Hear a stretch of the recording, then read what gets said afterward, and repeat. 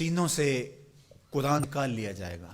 حافظ صبح اٹھیں گے تو انہیں ایک حرف بھی یاد نہیں ہوگا. حتیٰ کہ جو مصاحف کے اندر کتابوں کے اندر قرآن مجید چھپا ہوا ہے، صبح کھولیں گے تو کسی ورقے پہ کوئی لفظ نہیں ملے گا، کوئی حرف نہیں ملے گا.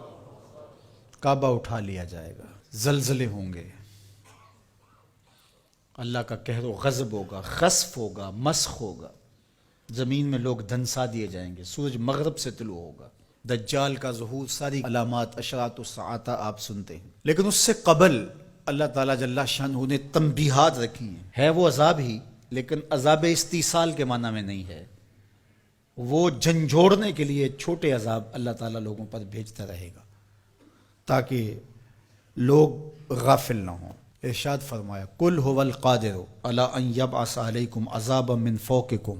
اے حبیب آپ فرما دیجئے اللہ اس بات پہ قادر ہے کہ وہ تمہارے اوپر سے عذاب بھیجے، آسمان سے پتھر اتریں، آسمان سے اللہ کے عذاب نازل ہوں، کڑکتی بجلیاں اور کڑک ان کو آلے، جس تمازی میں ہوا. وہ اس بات پہ اب بھی قادر ہے. جب یہاں تک آیت نازل ہوئی تو حضور نے کہا اعوذ بوجہک، اللہ تیری پناہ چاہتا ہوں. پھر اس کے بعد یہ کلمات نازل ہوئے او من تحت ارجلکم، یا تمہارے نیچے سے وہ عذاب پیدا کر دے، زلزلے آئیں، طوفان آئیں اور تم مٹا دیے جاؤ. حضور نے پھر عرض کی اعوذ بوجہک. تیسری بات او یلبسکم شیعا ویذیق بعضکم بأس بعض، یا تمہیں گروہوں میں تقسیم کر دے اور تم ایک دوسرے کی سختی کو سہو، برداشت کرو، ایک دوسرے کی تکلیف تمہیں پہنچے. تو حضور نے فرمایا ھذہ اھون یا ھذا ایسر، یہ آسان ہے. تو تین طرح کے عذاب ہیں جو اس آیت کریمہ میں ذکر کیے گئے. آسمان سے عذاب نازل ہو یا تمہارے نیچے سے وہ عذاب پیدا کر دے. اور تیسرا یہ ہے کہ تم تشتت و افتراق میں مبتلا ہو جاؤ، خانہ جنگیاں لگ جائیں، تم ایک دوسرے کو تکلیف پہنچانے کے درپے ہو جاؤ. یہ تیسری قسم کا عذاب ہے.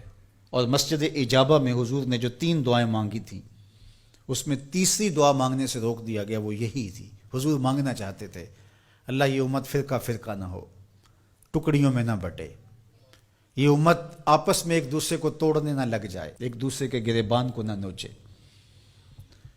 لیکن حضور کو منع کر دیا گیا کہ یہ ہوگا جب بدکاریاں ہوں گی، جب گناہ ہوں گے تو اللہ جل شانہ اس کے بدلے میں ان پر جو چھوٹا عذاب مسلط کرے گا، جو ان بڑے عذابوں کے مقابلے میں چھوٹا ہے. علماء نے لکھا ہے، الزواجر میں بحث کی ہے صاحب زواجر نے کہ جو گناہ کو صغیرہ یا کبیرہ کہا جاتا ہے وہ بڑے کی نسبت سے صغیرہ کہا جاتا ہے. چھوٹا گناہ اس لیے کہا جاتا ہے کہ وہ بڑے سے چھوٹا ہوتا ہے، ورنہ جو چیز اللہ کو ناراض کر دے وہ چھوٹی نہیں ہوتی، گناہ بڑا ہی ہوتا ہے. جو اللہ کی ناراضگی کا سبب ہو وہ چھوٹی چیز نہیں ہے، وہ بڑی چیز ہے. تو جو گناہ صغیرہ کہا جاتا ہے تو اس کا مطلب یہ ہے کہ بڑے کی نسبت سے چھوٹا ہے.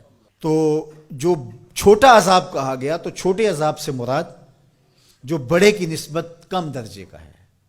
تو عذاب ہے، تو اوپر سے عذاب اور نیچے سے عذاب یہ اس امت پہ نہیں ہوں گے. یعنی قحط نہیں ہوگا، غرق نہیں ہوگا، آسمان سے پتھر نہیں برسائے جائیں گے، لیکن چھوٹے عذاب ان پر مسلط کیے جائیں گے. اور ان میں سے قرآن نے یہاں جس عذاب کا ذکر کیا کہ آپس میں تم الجھ پڑو گے، خانہ جنگیوں میں مبتلا ہو جاؤ گے، یہ تمہارے گناہوں کے سبب سے ہوگا. اور پھر جب الجھاؤ پیدا ہوتا ہے تو برکتیں اٹھ جاتی